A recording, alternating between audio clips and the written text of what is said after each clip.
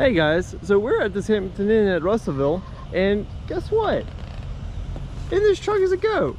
2 goats. Hi goats. Hi. Hi. So apparently there's just goats in Arkansas, just randomly about. I guess the owners just decided to sleep at the Hampton Inn last night and left their goats out in this cage. Huh. Well, hello. Hopefully y'all are doing okay.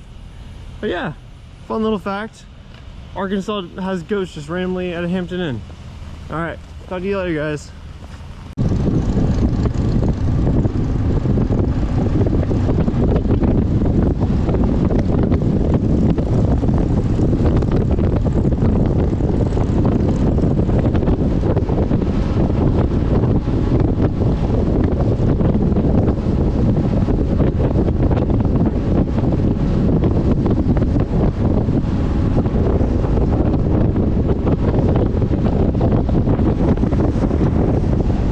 So we are currently in Fayetteville, Arkansas. We came from Russellville this morning. We went 226.3 miles today.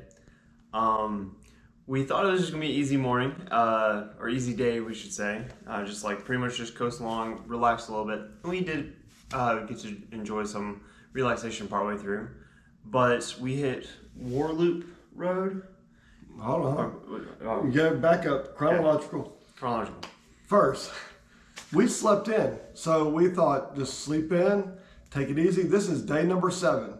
This is our rest day. So don't push it. We've pushed hard for a week. This is just day to just play. Okay, yeah. So we didn't leave. We didn't get on the road until probably 10 o'clock. Yeah, it was about 10 o'clock. Okay. In fact, I think in the video I might mention that, but. So anyway, chronological wise, the first thing we did was TAT Shack. Yes. We actually leave the city, go back up to the Blue Trail, and we just cross back over and like start where we left off. And we ended up to TAT Shack. And then... Alright guys, here we are. We found the TAT Shack. Yeah.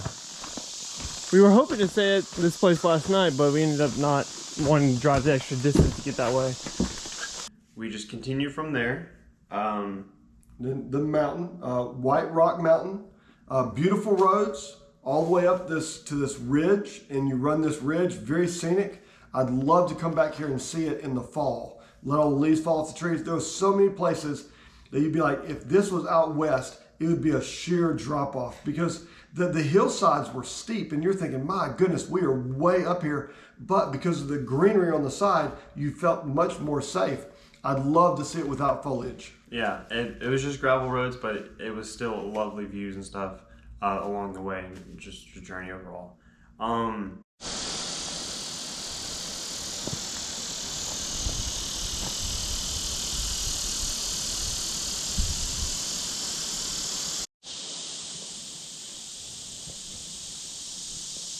I don't really remember. And working our way up to the top of that mountain, we thought we're in the middle of nowhere, top of the mountain, here's going to come a scenic overlook. Actually, there ended up being a few farms on top of this mountain, just the coolest place for a farm.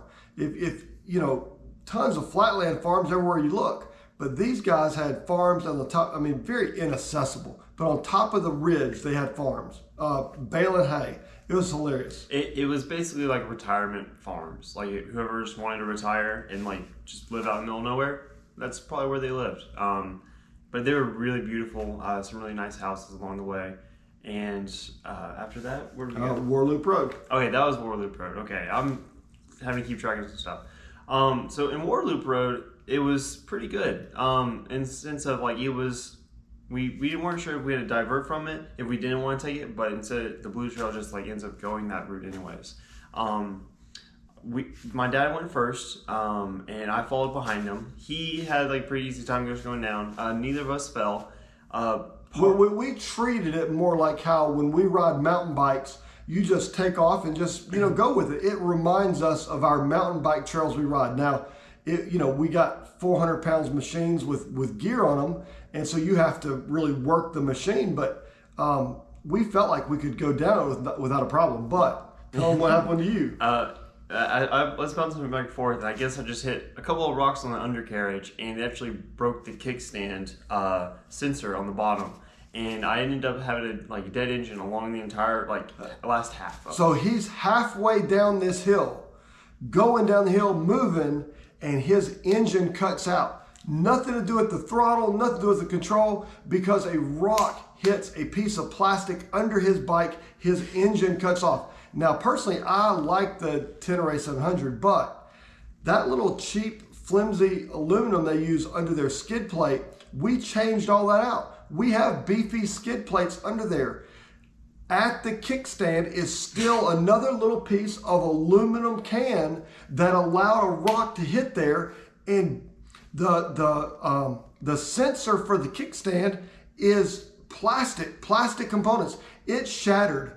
I took pictures of it. I'll put on the Trans-American Trail Facebook page, but little bits and pieces of plastic we're having to dig out of there so that we can splice wires together so that the engine will crank. But he came down the hill with his engine turned off, just coasting down the hill. Yeah, so you don't necessarily need an engine then to go down a hill. So that was pretty good. But Warloop Road I think what I was surprised at is that it's had this hype and built up to it. Warloop Road was actually short. Yeah. To me, there was a spot where you drop off, a little bit of a level out spot, another drop off. The second drop off, it seems like it must have been rutted and they filled it full of concrete, and then you drop off the end of that. But really, on a mountain bike run, we would do a lot of that. And on this, we did a little bit of that, and we expect we're going to have to really struggle on this trail. I feel like, except for the bike having problems, Warloop Road is a little bit overhyped. I know, I still enjoyed it, just because it's different from other parts of the trail. But it's short. Yeah. Like we had a lot of nice, fast movement getting there. The hill, it was fun, but I would have liked more of it. And then all of a sudden we're done and we're moving on. When we trained for the Trans-American Trail, we went on ATV Trails, to where we spent almost half a day going up and down and around boulders, and they tried to block a road off here, let's go over their big pile of dirt. And we thought, okay, well, let's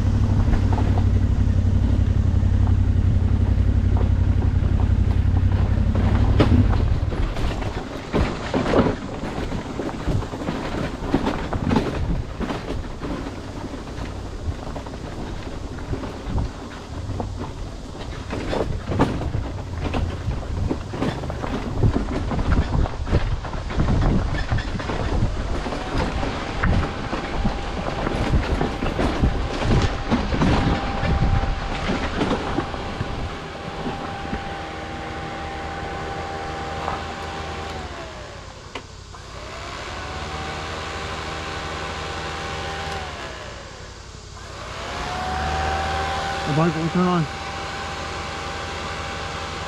see some of that on the Trans-American Trail, and we've seen a lot of gravel roads, but we trained, of course I hate gravel, but we trained for things like Warloop, and we got this little piece of Warloop, and I could have taken another couple of miles of Warloop. We probably would have been exhausted halfway through it though, if it was a couple miles. But yeah. It was decent, but like my dad said, it could have been longer. But if it was longer, I would have to coast down even further with no engine. Yeah. It did take us a little bit, but we were able to get it up and running just because we spliced together the ground wire. Okay. Cool. Well done.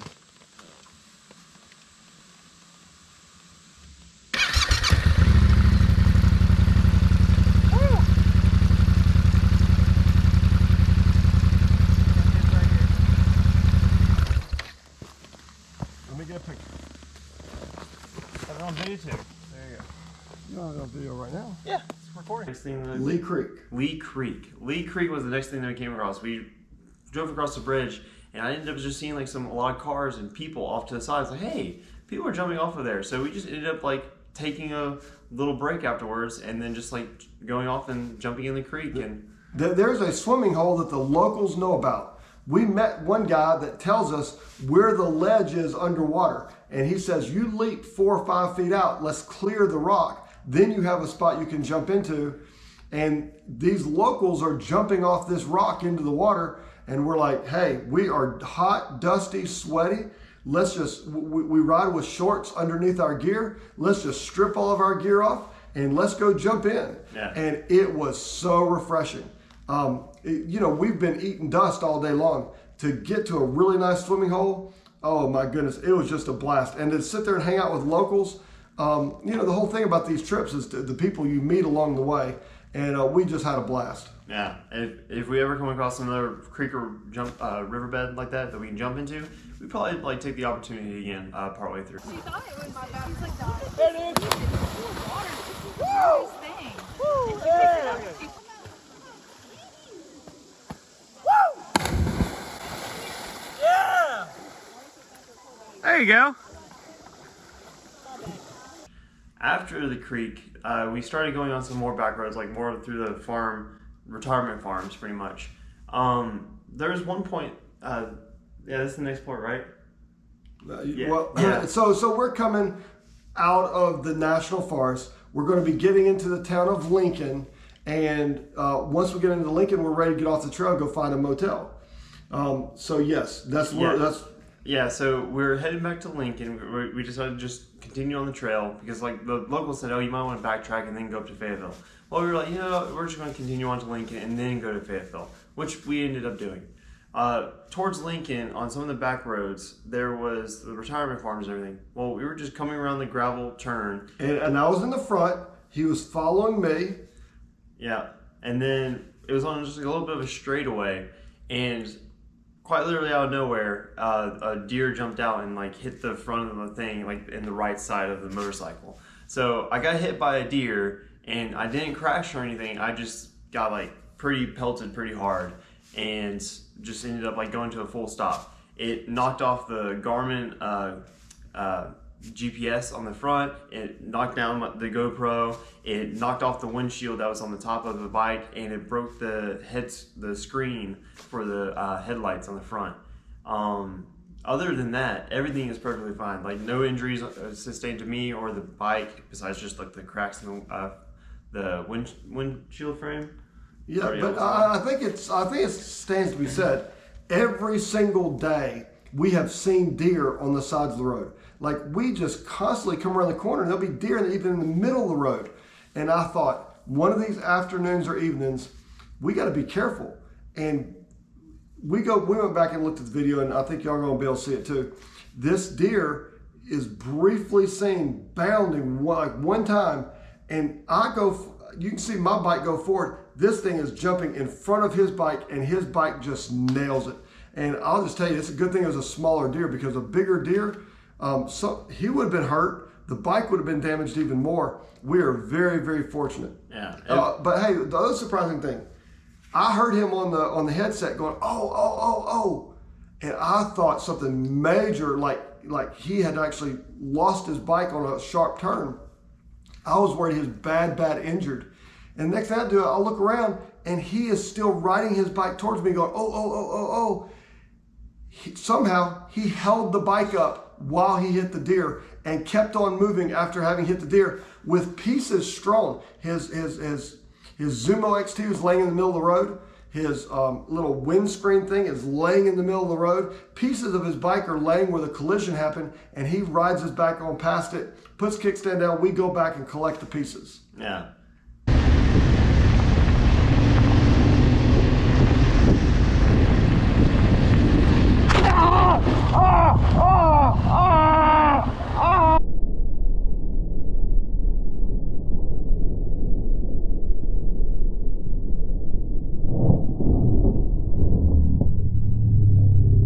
Continue on our way. way towards Lincoln and then up to Fayetteville. And so here we are, 223.6 miles. Yeah. So I think we're deciding we really like staying in hotels. Hampton Inn has these nice feather pillows, and I love a feather pillow at night. It makes me ride better the next day, I believe. Yeah. But anyway, we'll find out if Oklahoma has some good places to stay. Yeah.